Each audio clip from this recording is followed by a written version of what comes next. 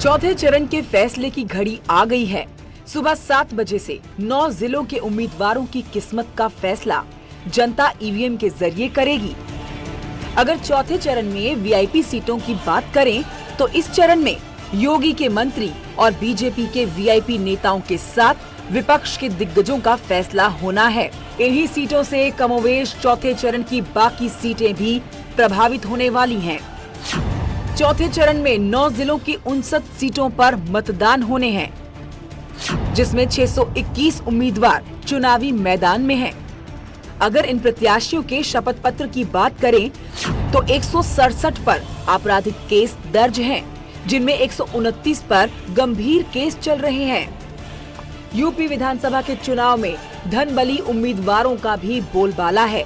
सभी दलों के करीब 70% से ज्यादा प्रत्याशी करोड़पति हैं। चौथे चरण में ताल ठोक रहे 621 उम्मीदवारों में 231 प्रत्याशी करोड़पति हैं। आयोग की ओर से सभी मतदान कर्मियों को बूथों के लिए रवाना कर दिया गया है। साथ ही सुरक्षा के पुख्ता इंतजाम कर दिए गए हैं। चौथे चरण के लिए 1527 केंद्रों पर 4062 बूथ बनाए गए हैं। तो आइए देखते हैं 9 जिलों की 59 सीटों पर वीआईपी उम्मीदवारों का कितना असर है।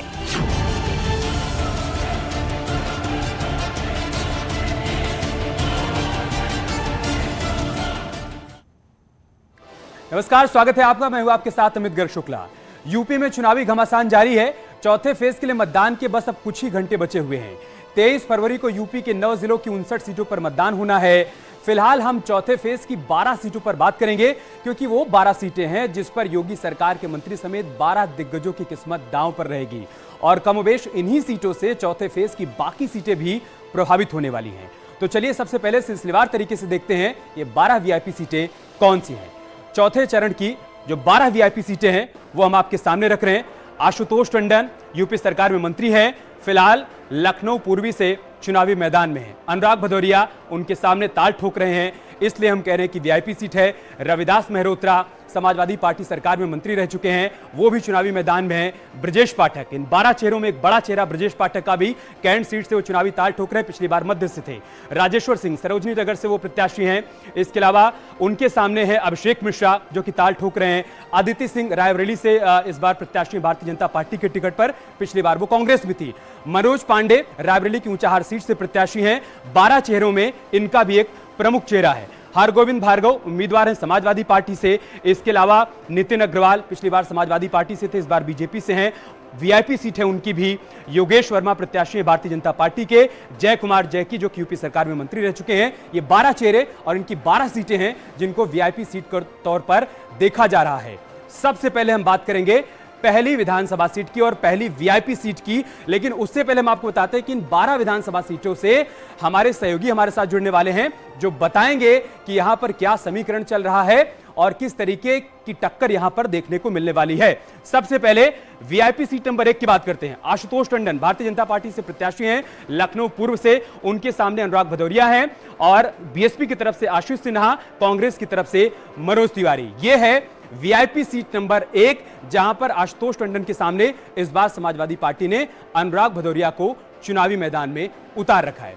वीआईपी सीट नंबर 2 की बात करेंगे, लेकिन इससे पहले हम आपको बताते हैं कि 12 जगहों से कैसे हमारे सहयोगी जुड़ने वाले हैं। तमाम तस्वीरों को हम तक समझाने के लिए और बताने के लिए अनामिका हमारे साथ लखनऊ से होंगी, संकेत भी हमारे साथ लखनऊ से होंगे, रायबरेली से हमारे सहयोगी मोहन कृष्णा जुड़ रहे हैं, मनोज शर्मा हमारे साथ जुड़ रहे हैं, लखीमपुर खीरी से, फतेहपुर से भी हमारे सहयोगी हमारे साथ जुड़ रहे हैं और हरदोई से हमारे साथ आशीष मिश्रा जुड़ रहे हैं। और साथ ही साथ हमारे साथ वरिष्ठ पत्रकार मनोज रघुवंशी भी जुड़ेंगे जो कि सारे समीकरण को बहुत संक्षेप में हमें समझाने वाले हैं। बहुत स्वागत होगा सर आपका। और वीआईपी सीट नंबर 1 की बात आपके सामने करते हैं और बताते हैं कि यहां पर किस तरीके की टक्कर देखने को मिल रही है। आशुतोष टंडन यूपी सरकार में मंत्री रहे हैं और इस बार उनके सामने अनुराग भदौरिया एक बार फिर से हैं। चुनौती होगी, बहुत कड़ा मुकाबला होगा, देखना होगा कि जनता किसके सपोर्ट में जाती है इस बार। लेकिन फिलहाल दोनों ही पार्टियों की तरफ से और दोनों प्रत्याशियों की तरफ से पूरी ताकत झोंकी जा रही है। सीट नंबर 2 की बात करेंगे हम। वीआईपी सीट नंबर 2 जो है वहां पर किस तरीके का मुकाबला और कैसी टक्कर देखने को मिल रही है वो भी हम आपको बताएंगे। लेकिन लखनऊ में 2017 में और 2012 में क्या सियासी समीकरण रहा था वो जानने के लिए चलते हैं चांदनी के पास। बिल्कुल अमित, और 2012 के विधानसभा चुनाव और 2017 के विधानसभा चुनाव को समझना बहुत जरूरी है। और चलिए ये आपको समझाते हैं कि किस तरीके से इसको समझा जा सकता है। 2012 की पहले बात कर लेते हैं। 2012 में 403 सीटें थी, जहां पर लखनऊ की बात करें तो 9 सीटें थी। 9 सीटों में से अगर बात करें तो एसपी के पास 7 सीटें थी, जो कि 31% के आसपास जो वोट शेयर था। उसके बाद 7 सीटें जो थी वो एसपी के खाते में गई थी। बीजेपी की बात कर लेते हैं तो बीजेपी को 1 सीटें मिली थी, और जो वोट शेयर है वो 17.25% वोट शेयर के बाद 1 सीट जो है वो बीजेपी को गई थी। कांग्रेस की बात कर लेते हैं तो कांग्रेस के खाते में 1 सीटें गई थी, यहाँ पर वोट शेयर जो है वो 15.87% वोट शेयर के बाद ये 1 सीट जो है वो कांग्रेस के खाते में गई थी। बीएसपी और अन्य की बात करें तो इनके खाते में 1 भी सीट नहीं गई थी, और यहाँ पे जो वोट शेयर है वो भी हम आपको दिखा रहे हैं। तो ये 2012 की हमने बात कर ली। 2017 की बात कर लेते हैं। 2017 में क्या कुछ रहा है। विधानसभा चुनाव की बात करें, लखनऊ की बात करें, बीजेपी के खाते में 8 सीटें गई थी। वोट शेयर जो है वो 40% के आसपास ही माना जाएगा। वहीं एसपी के खाते में 1 सीटें गई थी। बीएसपी की बात करें तो 1 भी सीट उनके खाते में नहीं गई थी। वहीं कांग्रेस अन्य के खाते में भी 1 भी सीट नहीं गई थी। और ये हम वोट शेयर बता रहे हैं आपको कि किस वोट शेयर के आधार पर इनके खाते में सीट गई थी। तो ये लखनऊ का हमने आपको बताया कि 2012 विधानसभा चुनाव में क्या कुछ स्थितियां थी, चाहे बीजेपी की बात करें, एसपी की बात करें या बीएसपी की बात करें। Amit, over to you. 2012 में जो स्थितियां थी 2017 में पूरी तरीके से वो पलट गई। 2012 में जहां पर अधिकतर सीटों पर समाजवादी पार्टी का कब्जा था, तो 2017 में भारतीय जनता पार्टी ने कब्जा किया।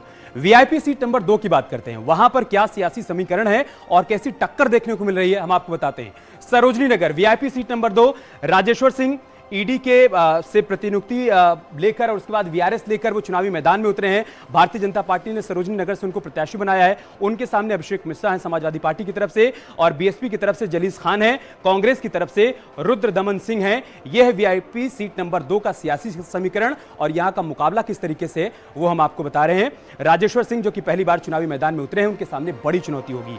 ये सीट वीआईपी क्यों है आप वो समझिए। राजेश्वर सिंह ईडी में रह चुके हैं ज्वाइंट डायरेक्टर के तौर पर, और अभी वो भारतीय जनता पार्टी का हिस्सा हैं। सरोजनी नगर से बीजेपी ने उनको अपना प्रत्याशी बनाया है। इस सीट से पिछली बार भारतीय जनता पार्टी ने जीत दर्ज की थी, और इस बार यहां पर प्रत्याशी बदला गया है। अभिषेक मिश्रा समाजवादी पार्टी की तरफ से प्रत्याशी हैं। पिछली बार लखनऊ की दूसरी सीट से थे, इस बार वो सरोजनी नगर से चुनावी मैदान में उतरे हैं। इसलिए कहा जा रहा है कि ये वीआईपी सीट नंबर 2 है, और यहां पर भी कांटे की टक्कर देखने को मिल रही है। वीआईपी सीट नंबर 3 की बात करते हैं। लखनऊ की वीआईपी सीट नंबर 3 क्या है आप देखिए। लखनऊ कैंट सीट, ब्रजेश पाठक योगी सरकार में कैबिनेट मंत्री, वो चुनावी मैदान में। उनके सामने है राजीव गांधी समाजवादी पार्टी की तरफ से, बीएसपी से अनिल पांडे हैं, और कांग्रेस की तरफ से दिलप्रीत सिंह है। लेकिन ये सीट वीआईपी क्यों है आपको ये भी समझना होगा।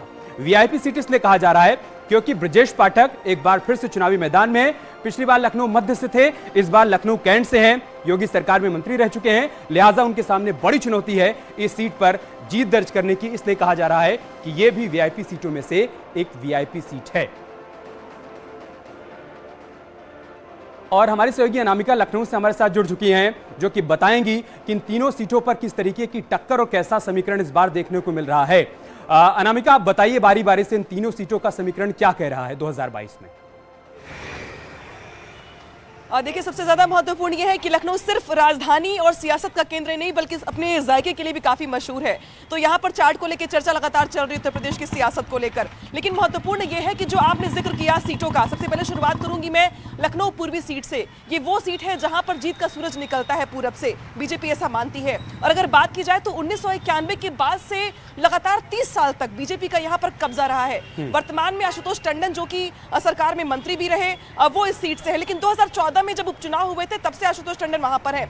कलराज मिश्रा भी एक वक्त पर लखनऊ पूर्वी सीट से चुनाव जीत चुके हैं, और बीजेपी के पास ही लगातार ये सीट रही है। हालांकि इस बार चुनौती समाजवादी पार्टी के लिए ज्यादा दिखाई देती है, क्योंकि जहां पर एक तरफ सरकार में मंत्री जिनका वर्चस्व रहा है, सरकार में उन्होंने बहुत सारे लोगों को फायदा पहुंचाया है, लंबा काम किया है, बीजेपी का गढ़ माना जाता है इस सीट को। इसके अलावा सबसे ज्यादा सवर्ण वोटर अगर बात की जाए वोट कास्ट की, तो मैं बता दूं आपको कि ये वो सीट है जहां पे सबसे ज्यादा वोटर है। 4 लाख से ज्यादा यहां पर वोटर्स हैं, जिसमें 2 लाख कुछ के आसपास सवर्ण वोटर हैं, और यही तय करते हैं कि दिशा किस तरफ जाएगी जीत की और हार की। तो ये तो रहा पूर्वी सीट का हाल, जहां से आशुतोष टंडन के सामने अनुराग भदौरिया वो चेहरे जिनको आमतौर पर लोगों ने टीवी डिबेट्स पर देखा है। समाजवादी पार्टी ने इस बार उनको मैदान में उतारा है। चुनौती समाजवादी पार्टी के सामने है बीजेपी के वोट बैंक में सेंध लगाने की। इसके बाद बात करते हैं लखनऊ जिसका जिक्र किया आपने सरोजनी नगर सीट का। सरोजनी नगर सीट हमेशा से हाई प्रोफाइल रही है, लेकिन यहाँ की वोटरों की खासियत रही है, इन्होंने कभी भी किसी एक पार्टी पर लगातार भरोसा नहीं जताया है।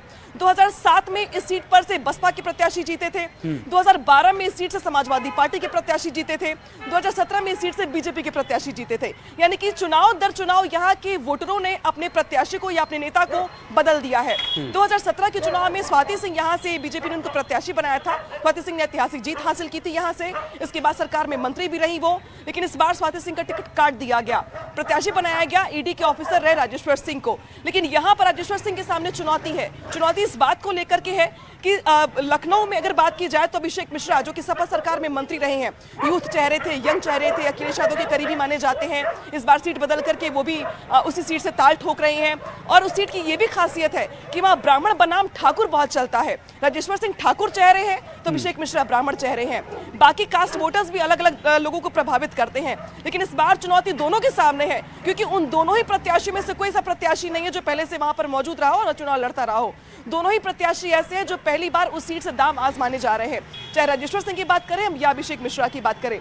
और शायद यही वजह है कि यहाँ पर मुकाबला बेहद दिलचस्प हो गया है। समाजवादी पार्टी की ओर से अखिलेश यादव ने उनके लिए रोड शो किया, तो बीजेपी की ओर से अमित शाह की बात करें हम या योगी आदित्यनाथ की बात करें, सबने वहां पे जनसभा की है। मुकाबला बेहद दिलचस्प हो चला है वहां पर।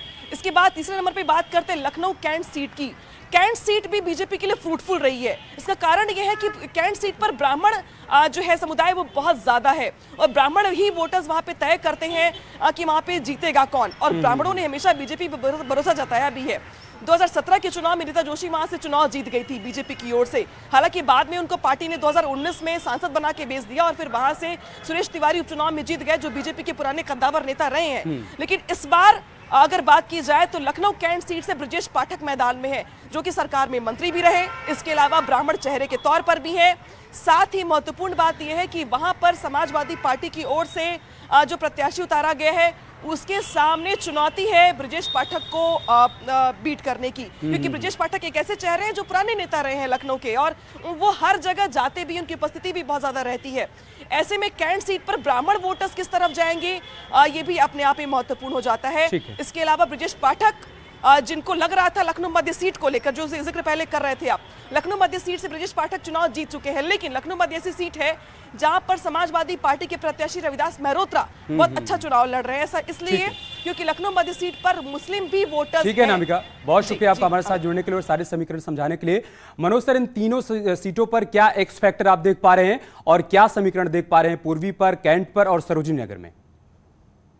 जी, तीनों सीटों के लिए पिछले 3 दिन से बीजेपी का कैंपेन पिकअप किया है, और उन्होंने ऐसे मुद्दे अब उन्होंने उठाने शुरू किए जो कि वास्तव में प्रभावशाली हो सकते हैं। अब वो कितने प्रभावशाली होते हैं ये वास्तव में कल जब वोटिंग परसेंटेज दिखाई देगी तब समझ में आएगा कि वोटर्स को निकलने के लिए प्रेरित किया कि नहीं किया। तो पहले 3 चरण में वोट परसेंटेज जो है वो कोई बड़ी एनकरेजिंग नहीं रही है। अब कल के चरण में क्या होता है, वोट परसेंटेज अगर अच्छी होती है इसका मतलब बीजेपी अपने कैंपेन में सफल हो रही है, इसका मतलब बीजेपी को एज मिल रहा है। ये कल शाम को पता लग जाएगा। ठीक है सर, अब वीआईपी सीट नंबर 4 की बात करते हैं, और वीआईपी सीट नंबर 4 पर किस तरीके का मुकाबला, कैसे समीकरण देखने को मिल रहे हैं वो हम आपको बताते हैं। वीआईपी सीट नंबर 4 क्या है, वहां के चेहरे कौन है और कैसा मुकाबला है, आप वो समझिए। लखनऊ मध्य, वहां से भारतीय जनता पार्टी की तरफ से रजनीश गुप्ता है, उनके सामने रविदास मेहरोत्रा हैं, आशीष श्रीवास्तव बीएसपी से और कांग्रेस से सदब जफर हैं। ये 4 चेहरे हैं जो कि लखनऊ मध्य में इस बार 2022 के चुनाव को बेहद कड़ा बना रहे हैं। और ये सीट वीआईपी क्यों है आपको ये भी समझना होगा। रविदास मेहरोत्रा 2012 में सीट से जीते थे और अखिलेश यादव की कैबिनेट में वो मंत्री रहे थे, एक बार फिर से चुनावी ताल ठोक रहे हैं। देखना होगा कि कितना मुकाबला वो भारतीय जनता पार्टी के रजनीश गुप्ता को यहां पर दे पाते हैं। इसलिए हम कह रहे हैं कि सीट बहुत वीआईपी है। यह है लखनऊ की एक और वीआईपी सीट। और वीआईपी सीट नंबर 5 क्या कहती है, वहां पर बड़े चेहरे कौन है आप देखिए। मलिहाबाद वीआईपी सीट नंबर 5 है। जय देवी एक बार फिर से भारतीय जनता पार्टी की तरफ से चुनावी मैदान में है, 2017 में भी इनकी जीत हुई थी। सामने समाजवादी पार्टी से सोनू कनौजिया और बीएसपी की तरफ से जगदीश रावत हैं, जबकि कांग्रेस की तरफ से इंदल रावत हैं जो कि 2012 में समाजवादी पार्टी की तरफ से थे, अब 2022 में वो कांग्रेस की टिकट पर चुनावी मैदान में है। ये सीट वीआईपी क्यों है आपको ये भी समझना होगा। ये सीट वीआईपी इसलिए है क्योंकि जयदेवी भारतीय जनता पार्टी से प्रत्याशी हैं और केंद्रीय मंत्री कौशल किशोर की पत्नी हैं। एक बार फिर से वो चुनावी ताल ठोक रही हैं। 2017 में जीत दर्ज की थी। उम्मीद यह है कि 2022 में बीजेपी के लिए उस प्रदर्शन को वो दोहरा पाएंगी। और हमारे सहयोगी संकेत हमारे साथ जुड़े हुए हैं। संकेत, इन 2 सीटों का जो समीकरण है, जो यहां पर एक्स फैक्टर है, वो समझाइए। देखिए, जिस तरह से अगर हम सबसे पहले मध्य सीट की बात करें, लखनऊ मध्य सीट से ब्रजेश पाठक यहां से विधायक रहे, योगी सरकार में मंत्री हैं। अब वो कैंट से भारतीय जनता पार्टी के प्रत्याशी हैं, यानी कि मध्य से अब वो कैंट में चुनाव लड़ने चले गए हैं। उनका भारतीय जनता पार्टी ने टिकट कैंट से किया है और मध्य से रजनीश गुप्ता को चुनावी मैदान में उतारा है भारतीय जनता पार्टी ने। रजनीश गुप्ता सभासद हैं नगर निगम कार्यकारिणी के, तो ऐसे में अपने जमीनी नेता पर भारतीय जनता पार्टी ने यहाँ पर भरोसा जताया है। वहीं समाजवादी पार्टी की तरफ से रविदास मेहरोत्रा, जो कि अखिलेश सरकार में मंत्री रहे हैं, वो चुनावी मैदान में है मध्य सीट से और वो लगातार यहाँ से चुनाव लड़ते भी आए हैं। 2012 में वो यहाँ से विधायक भी रहे हैं। तो ऐसे में सीधी टक्कर समाजवादी पार्टी और भारतीय जनता पार्टी के प्रत्याशी के बीच में है। लेकिन यहाँ पर जो मतदाता निर्णायक है वो मुस्लिम और वैश्य मतदाता है। 80 से 90 हज़ार के बीच में यहाँ मुस्लिम मतदाता है, वहीं दूसरी तरफ वैश्य मतदाता 80 हज़ार के लगभग ही है। तो ऐसे में ये निर्णायक मतदाता हैं और जाहिर सी बात है कि सीधे तौर पर टक्कर समाजवादी पार्टी और भारतीय जनता पार्टी के प्रत्याशी के बीच में है। और लखनऊ मध्य एक ऐसा इलाका है लखनऊ का, यहाँ पर जो यहाँ का एरिया है ये शहरी एरिया है और शहर के अंदर जितने भी वीआईपी लोग हैं वो उनके आवास यहाँ पर हैं। यानी कि विकास के लिहाज से, और ये भी वीआईपी सीट तो है ही है, विकास के लिहाज से भी ये काफी महत्वपूर्ण सीट है। यहाँ पर जो तमाम और अगर हम बात करें मलिहाबाद सीट की, तो मलिहाबाद से कौशल किशोर, जो कि मोहनलालगंज से सांसद हैं और मोदी सरकार के केंद्र में राज्य मंत्री हैं, कौशल किशोर की पत्नी जयदेवी कौशल इस बार चुनावी मैदान में है मलिहाबाद से, और वो 2017 में यहाँ से विधायक भी रही और अब मौजूदा समय में विधायक हैं। एक बार फिर भारतीय जनता पार्टी से वो चुनावी मैदान में है। बहुत शुक्रिया संकेत, आपका हमारे साथ समझाने के लिए। मनोज सर, जल्दी से मलिहाबाद का एक्स फैक्टर क्या कहता है और साथ ही साथ मध्य में क्या समीकरण देख पा रहे हैं आप? सेंट्रल का जी देखिए, क्योंकि 2012 में समाजवादी की लहर थी, 2017 में बीजेपी की लहर थी, तो अब ये है कि वास्तव में बीजेपी एक कटिंग एज मेंटेन कर पाती है कि नहीं। अगर है तो ठीक है, नहीं तो समाजवादी पार्टी इस समय टक्कर इतनी जबरदस्त दे रही है कि वास्तव में इस समय कोई भी गणित आंकना बड़ा मुश्किल है। 23 फरवरी को चौथे चरण का मतदान होना है, लेकिन चौथे चरण में जो वीआईपी सीटें हैं वो हम आपके सामने सिलसिलेवार तरीके से रख रहे हैं। अब वीआईपी सीट नंबर 6 की बात करेंगे। रायबरेली जिले की सदर विधानसभा सीट है। अदिति सिंह भारतीय जनता पार्टी की तरफ से प्रत्याशी हैं, उनके सामने आरपी यादव हैं समाजवादी पार्टी की तरफ से, मोहम्मद अशरफ हैं बीएसपी की तरफ से, और कांग्रेस की तरफ से मनीष सिंह चौहान है इस बार चुनावी मैदान में। ये यहाँ पर बड़े चेहरे हैं, लेकिन ये सीट वीआईपी क्यों है आपके लिए ये समझना भी बहुत जरूरी है। अदिति सिंह, जो कि अब भारतीय जनता पार्टी की तरफ से चुनावी ताल ठोक रही हैं, 2017 में इन्होंने कांग्रेस की टिकट पर जीत दर्ज की थी और अब ये बीजेपी का हिस्सा हैं। इस वजह से कहा जा रहा है कि वीआईपी सीटों में रायबरेली की सदर सीट भी बहुत वीआईपी सीट है। देखना होगा कैसा मुकाबला है। अब हम रायबरेली की एक और सीट की बात करते हैं। ये सीट है ऊंचाहार, जहां से बीजेपी की तरफ से अमरपाल मौर्य हैं और उनके सामने है मनोज पांडे समाजवादी पार्टी की टिकट पर, अंजलि मौर्य है बीएसपी की टिकट पर और अतुल सिंह है कांग्रेस की टिकट पर। यह सीट वीआईपी क्यों है आपके लिए यह समझना भी बहुत जरूरी है। मनोज पांडे, जो कि अखिलेश यादव की कैबिनेट का हिस्सा थे, मंत्री थे, और याद करिए 2017 में मोदी लहर में भी उन्होंने इस सीट पर जीत दर्ज की थी और हराया था स्वामी प्रसाद मौर्य के बेटे को। इस वजह से कहा जा रहा है कि सीट वीआईपी है। लेकिन रायबरेली का सियासी इतिहास क्या रहा है 2012 में और 2017 में, आपके लिए यह जानना भी बहुत जरूरी है। चलते हैं चांदनी के पास। बिल्कुल अमित, और 2012-2017 के विधानसभा चुनाव को भी समझना बहुत जरूरी है। पॉलिटिकल जियोग्राफी क्या कहता है ये आपको समझाते हैं। 2012 की अगर बात करें तो रायबरेली में 6 सीटें थी, जिसमें से एसपी के खाते में 5 सीटें गई थी। 34.12% वोट शेयर था, जिसके बाद 5 सीटें जो थी वो एसपी के खाते में गई थी। अन्य की बात करें तो 1 सीटें गई थी, वोट शेयर जो था वो 22.16% था। वही बीजेपी, बीएसपी और कांग्रेस की बात करें तो एक भी सीट इनके खाते में नहीं गई थी। और वोट शेयर की बात करें तो ये वोट शेयर था जिसके आधार पर इनके खाते में सीट नहीं जा पाई थी। अब बात यहां पर 2017 की विधानसभा की कर लेते हैं कि रायबरेली में क्या कुछ स्थितियां देखने को मिली थी। 2017 की अगर बात करें तो बीजेपी के खाते में 3 सीटें गई थी और वोट शेयर जो था वो 29.84% था। कांग्रेस के खाते में 2 सीटें गई थी, 31.37% ये वोट शेयर था। वहीं एसपी की बात करें तो 1 सीट एसपी के खाते में गई थी और 7.69% ये वोट शेयर था। बीएसपी और अन्य के खाते में 1 भी सीटें नहीं गई थी और ये इनका वोट शेयर था। तो ये समझना बहुत जरूरी है कि रायबरेली में क्या कुछ स्थितियां थी। बीजेपी, एसपी और बीएसपी की बात करते हैं। Over to you Amit. Thank you Chandni. चलते हैं मोहन कृष्ण के पास जो कि रायबरेली से हमारे साथ जुड़े हुए हैं। मोहन, 2012 में समाजवादी पार्टी ने कांग्रेस के किले में सेंधमारी की थी और 2017 में बीजेपी ने। 2022 में पब्लिक का मूड क्या है? जी अमित, 2022 के मूड की बात की जाए तो यहाँ पे जो सदर है और जो ऊंचाहार की सीट है, हम पहले बात करते हैं सदर विधानसभा सीट की। यहाँ पर बीजेपी ने अदिति सिंह को अपना प्रत्याशी बनाया है। अदिति सिंह के पिता रायबरेली सदर विधानसभा सीट से लगभग 5 बार विधायक थे और उसके बाद 2017 में अदिति सिंह कांग्रेस के टिकट पर यहाँ पर चुनाव जीती। इस विधानसभा सीट पर लगभग 3,68,000 वोटर है, जिसमें से लगभग 1.5 लाख से अधिक ओबीसी वोटर है और लगभग 70,000 के करीब में एससी वोटर है। बाकी अन्य जो वोटर है उसमें जनरल वोटर है।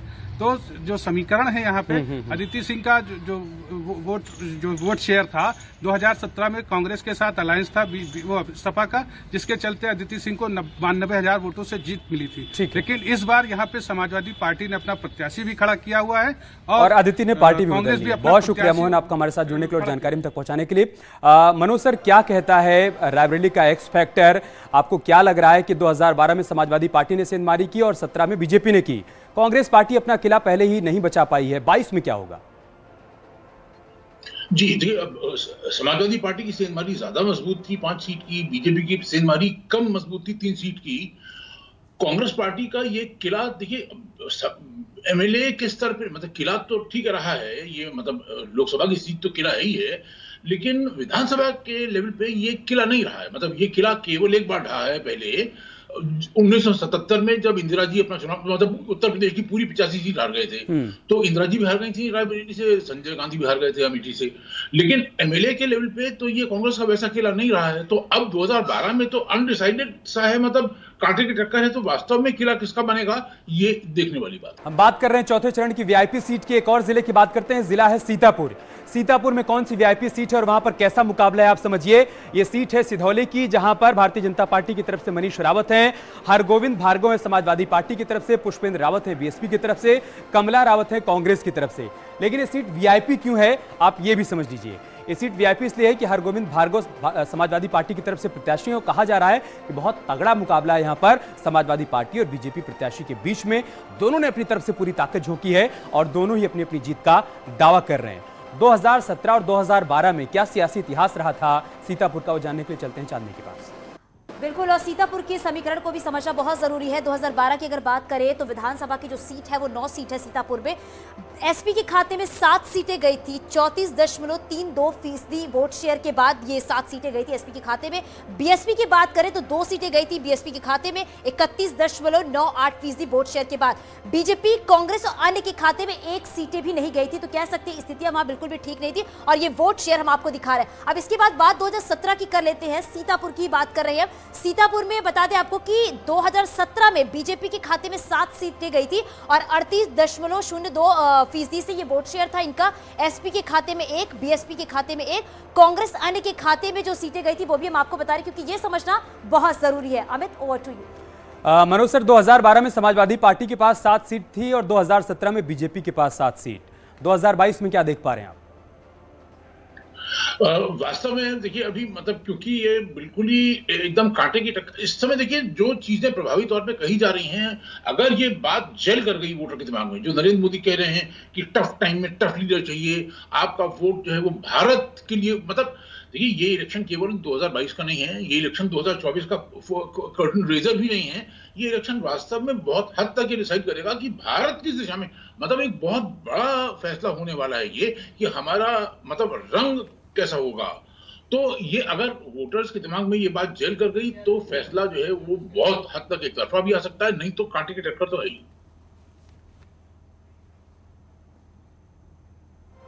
कुल मिलाकर कांटे की टक्कर है, आप ये कह रहे हैं इस बार, और दोनों ही पार्टियों को लग रहा है कि 2022 में हमारी जीत होगी। लेकिन यहां पर एक्स फैक्टर आप क्या देख पा रहे हैं सर, किस तरीके के मुद्दे हैं जिसको भुनाने की कोशिश होगी? देखिए, मुद्दे वास्तव में ये इलेक्शन अगर इसको सही रूप में देखा जाए और सही रूप में इसको शुरू से प्रोजेक्ट किया जाता, इलेक्शन वास्तव में ये केवल स्टेट से बहुत बड़ा है और इस इलेक्शन से हमारा डायरेक्शन तय होने वाला है।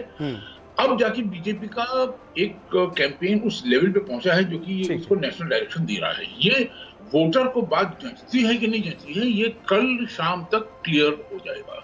ठीक है सर, और एकदम क्लियर 10 मार्च को हो जाएगा। हरदोई जिला भी बहुत वीआईपी जिला है और यहाँ की वीआईपी सीट की बात करना बहुत जरूरी है। हरदोई की जो सदर सीट है वो बहुत वीआईपी सीट कही जा रही है। नितिन अग्रवाल जो कि समाजवादी पार्टी की टिकट पर 2017 में जीते थे, अब वो बीजेपी की तरफ से प्रत्याशी हैं। सामने है अनिल वर्मा, उनके सामने बीएसपी की तरफ से शोभित पाठक है और कांग्रेस की तरफ से आशीष सिंह है। लेकिन ये सीट वीआईपी क्यों है, आप ये भी समझिए। ये सीट वीआईपी इसलिए है कि नितिन अग्रवाल नरेश अग्रवाल के बेटे डिप्टी स्पीकर रह चुके हैं, अब भारतीय जनता पार्टी का हिस्सा हैं और चुनावी मैदान में ताल ठोक रहे हैं। हरदोई का सियासी इतिहास क्या रहा है वो जानने के लिए चलते हैं चांदनी के पास। बिल्कुल, और चलिए आपको बताते हैं कि हरदोई में विधानसभा की 8 सीटें हैं। 2012 में क्या कुछ स्थितियां थी वो आपको बताते हैं। 2012 में एसपी के खाते में 6 सीटें गई थी और जो वोट शेयर है वो 37.17% वोट शेयर रहा है। बीएसपी के खाते में 2 सीटें गई हैं, बीजेपी कांग्रेस अन्य के खाते में 1 भी सीटें नहीं गई हैं। हालांकि वोट शेयर आप यहां पर देख सकते हैं। वही 2017 की अगर बात करें तो 2017 में ये भी समझना बहुत जरूरी है, बीजेपी के खाते में 7 सीटें गई थी। ये बहुत महत्वपूर्ण है क्योंकि 2022 में चुनौती भरा हो सकता है। एसपी की बात करें तो 1 सीटें गई थी और बीएसपी कांग्रेस और अन्य के खाते में 1 भी सीटें नहीं गई थी और वोट शेयर इससे समझा जा सकता है। Amit, over to you. Ashish, इस बार हरदोई की जनता का मूड क्या है, क्या वहां पर परिस्थितियां हैं और क्या मुद्दे हैं?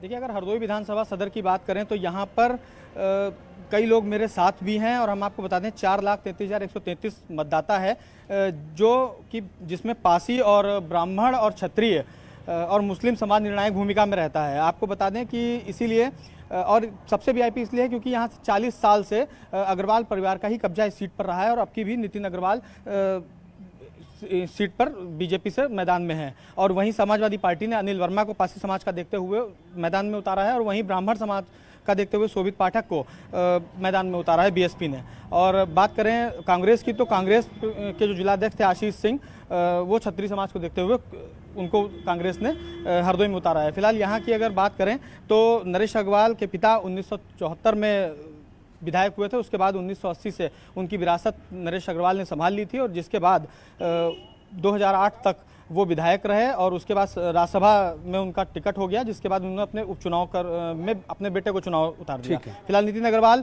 समाजवादी पार्टी बसपा का सफर करते हुए समाजवादी पार्टी का सफर करते हुए अब बीजेपी में आशीष आप बने रहे हमारे साथ। मनोज सर, यहाँ पर आप क्या समझ पा रहे हैं, यहाँ का सियासी समीकरण क्या कह रहा है? 2017 में समाजवादी पार्टी ने 1 ही सीट जीती थी नितिन अग्रवाल वाली और वो भी अब बीजेपी की तरफ है। कितना फायदा समाजवादी पार्टी के लिए और कितना फायदा बीजेपी के लिए? बीजेपी के लिए ज्यादा एडवांटेज इसलिए है क्योंकि मतलब नरेश अग्रवाल की फैमिली मतलब नितिन अग्रवाल भी और अब क्योंकि बीजेपी में आ गए तो इसलिए बीजेपी को एक कटिंग एज तो है ही है। अब बाकी यह है कि देखिए मूड वास्तव में क्योंकि बहुत ही इमोशनल इलेक्शन है ये, और एक तरफ मुद्दे जो बहुत ही इमोशनली लोगों को जिनसे आहत हुए हैं लोग, दूसरी तरफ वो है कि जिनसे मोरल बूस्ट किया जा रहा है कि आगे बढ़ो और बिल्कुल मतलब जैसे वाइस कैप्टन है बीजेपी के अमित शाह, तो उन्होंने आप ही को आपके चैनल को इंटरव्यू दिया है जिसमें कि उन्होंने बिल्कुल 300+ दावा किया है। वास्तव में क्या होता है ये अभी बहुत बड़ा सस्पेंस है।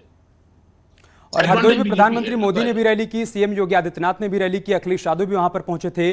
कौन कितना अपने भाषणों से वहां के लोगों को सर आकर्षित कर पाया, अपनी तरफ संबोधित कर पाया है, खींच पाया है, क्या समझ पाए आप? जी, मतलब वही बात है कि एडवांटेज बीजेपी लगता है, यहां पे एडवांटेज बीजेपी लगता है।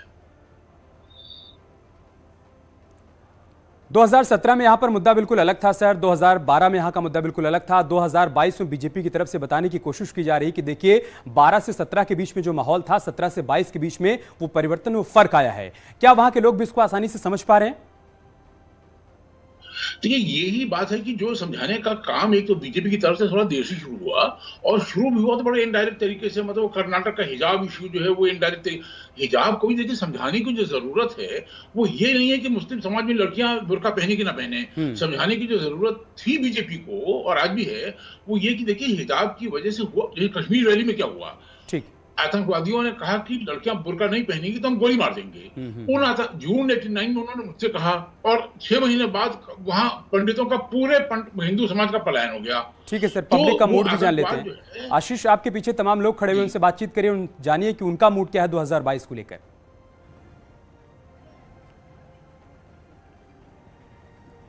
जी देखिए, बिल्कुल हमारे साथ में कई लोग खड़े हुए हैं। ये आप लोग 2022 में किन मुद्दों पे वोट करेंगे, क्या मुद्दे हैं आप लोगों के और क्या मूड है आपका?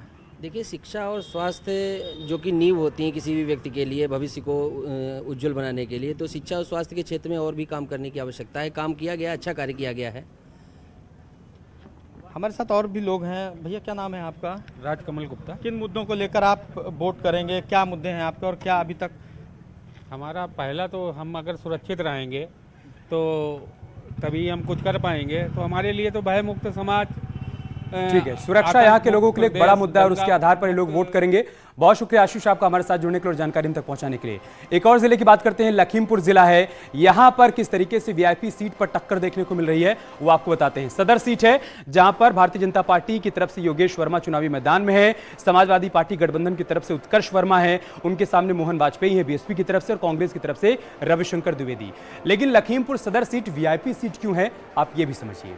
योगेश वर्मा प्रत्याशी भारतीय जनता पार्टी की तरफ से, इनका यह कहना है कि हमारी सरकार ने बीते 5 साल में जो काम किया है उसी के आधार पर मैं पब्लिक से वोट की अपील कर रहा हूं और जनता सपोर्ट करेगी, इस बात का उनको पूरा भरोसा है। लखीमपुर का सियासी इतिहास 2012 में और 2017 में क्या रहा था वो जानने के लिए चलते हैं चांदनी के पास। बिल्कुल, और 8 विधानसभा सीट की बात करें लखीमपुर खीरी की तो ये समझना बहुत जरूरी है। एसपी की बात करें तो 4 सीटें एसपी के खाते में गई थी, वोट शेयर 32% के आसपास रहा है जो वोट शेयर है। वही बीएसपी की बात करें तो 3 सीटें जो है वो बीएसपी के खाते में गई थी और 25.68% ये वोट शेयर रहा था। बीजेपी के खाते में सिर्फ और सिर्फ 1 सीटें गई थी। 2012 की विधानसभा की बात हम यहाँ पर करें और जिनका वोट शेयर था वो 12.98% रहा है। कांग्रेस और अन्य के खाते में 1 भी सीटें नहीं गई थी और जो वोट शेयर है ये भी हम आपको दिखा रहे हैं। 2017 की बात कर लेते हैं। 2017 में क्या कुछ स्थितियां देखने को मिली थी। बीजेपी के खाते में 8 सीटें गई थी, ये समझना बहुत जरूरी है, और एसपी के खाते में 1 भी सीटें नहीं गई। वहीं बीएसपी, कांग्रेस और अन्य के खाते में 1 भी सीटें नहीं गई और वोट शेयर के आधार पर यह समझा जा सकता है कि इस बार की स्थितियां क्या कुछ देखने को मिलेंगे। Amit, over to you. Clean sweep कर दिया था बीजेपी ने 2017 में, 2022 में पब्लिक के मुद्दे और मूड क्या है वो भी जानेंगे। और ब्रेक से पहले हम बात कर रहे थे लखीमपुर की सदर विधानसभा सीट की, वहां से हमारे सहयोगी मनोज इस वक्त हमारे साथ जुड़ चुके हैं। मनोज, 2022 में वहां के मुद्दे क्या है और पब्लिक का मूड क्या है? मनोज से हमारा संपर्क नहीं हो पाया, चलेंगे मनोज रघुवंशी सर के पास। मनोज सर, यहाँ पर एक्स फैक्टर आप क्या देख पा रहे हैं और 2022 में यहाँ पर किस तरीके का माहौल आप समझ पा रहे हैं? देखिए, अब से 12 मिनट बाद अमित शाह का इंटरव्यू आपके एडिटर इन चीफ का आपके चैनल पे टेलीकास्ट होने वाला है। अमित शाह ने जो भविष्यवाणी की, जो उसको आप भविष्यवाणी कह रहे हैं कि हम 300 प्लस सीट पा जाएंगे, ऐसे तो भविष्यवाणी तो अखिलेश ने की है कि हम तो 400 सीट पा जाएंगे। लेकिन वास्तव में इस समय जो बीजेपी का कैंपेन है वो जोर पकड़ रहा है, दम पकड़ रहा है, और पिछली बार की बीजेपी की क्लीन स्वीप से लगता है कि बीजेपी की वहां पे एक बहुत मजबूत पकड़ है। इस बार संभावना यही है कि बीजेपी को एडवांटेज मिलेगा। आपको लग रहा है सर कि लखीमपुर में जो कुछ हुआ उसके बाद भी यहां पर बीजेपी 2017 का प्रदर्शन दोहरा पाएगी 2022 में? देखिए, अब वो जो एक किसानों के कुचले जाने का इंसिडेंट था उसकी वजह से मतलब एक रोष तो है ही है, इसमें कोई शक नहीं है। लोकल एरिया में उसका रोष तो रेडिएट किया ही, और जाहिर है कि जहाँ पे एपिसेंटर होता है वहां पे ज्यादा होता है, जितना दूर जाते हैं उतना रोष कम हो जाता है। लेकिन अब ये निर्भर करता है कि लोग क्या समझते हैं कि वो एक इंसिडेंट था, वो उसके ऊपर अगर वोट देते हैं तो बात अलग है, नहीं तो अगर वो नेशनल डायरेक्शन में वोट देते हैं तो ठीक है सर। एक और जिले की बात कर लेते हैं, फतेहपुर जिला है। यहाँ की वीआईपी सीट पर कैसा मुकाबला इस बार देखने को मिल रहा है वो भी आपके लिए जानना बहुत जरूरी है। बिंद की विधानसभा सीट, यहां से जय कुमार जैकी योगी कैबिनेट में मंत्री रह चुके हैं, बीजेपी की तरफ से एक बार फिर से चुनावी ताल ठोक रहे हैं। सामने है रामेश्वर दयाल, उनके सामने बीएसपी की तरफ से सुशील पटेल और कांग्रेस की तरफ से अभिमन्यु सिंह। ये सीट वीआईपी क्यों है आप ये भी समझ लीजिए। ये सीट वीआईपी इसलिए है कि जय कुमार जैकी जो कि योगी सरकार में मंत्री, इस बार वो अपना दल से चुनावी मैदान में ताल ठोक रहे हैं। तो देखना होगा कि किस तरीके का मुकाबला यहां पर देखने को मिलेगा और पब्लिक का समर्थन किसकी तरफ जाता है। 2012-2017 में क्या था यहां पर सियासी इतिहास वो जानने के लिए चांदनी के पास। और बिल्कुल, और ये भी समझना बहुत जरूरी है क्योंकि 6 सीटें थी विधानसभा की 2012 की। अगर बात करें तो बीएसपी के खाते में 3 सीटें गई थी, वोट शेयर जो था वो 26.36% था। एसपी की बात करें तो 2 सीटें थी एसपी के खाते में और 24.54% ये वोट शेयर था। बीजेपी के खाते में सिर्फ और सिर्फ 1 सीटें गई थी, वोट शेयर जो है वो 19.72% रहा। कांग्रेस और अन्य का सुपड़ा साफ हो गया था। वही 2017 की अगर बात करें तो 2017 में क्या कुछ स्थितियां थी वो बता देते हैं आपको। बीजेपी के खाते में 5 सीटें गई थी, वोट शेयर था 37.72% रहा है। अन्य की बात करें एसपी, बीएसपी और कांग्रेस की बात करें तो ये पूरी तरीके से सुपड़ा साफ था। लेकिन वोट शेयर की अगर बात करें तो आप ये वोट शेयर देख सकते हैं। लेकिन अब बात यहां 2022 की करें तो स्थितियां बदलती हुई नजर आ रही हैं। Amit, over to you. Manoj sir, 2017 में मोदी लहर में फतेहपुर में भी भारतीय जनता पार्टी ने 5 सीटों पर कब्जा किया था। इस बार क्या परिस्थितियां वहां पर आप देख पा रहे हैं, किस तरीके के समीकरण समझ पा रहे हैं?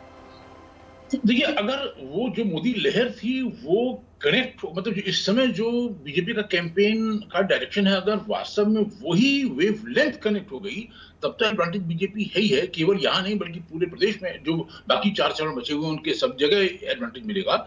लेकिन वो वेवलेंथ मैच होने की बात है। ठीक है, बहुत शुक्रिया सर आपका हमारे साथ जुड़ने के लिए।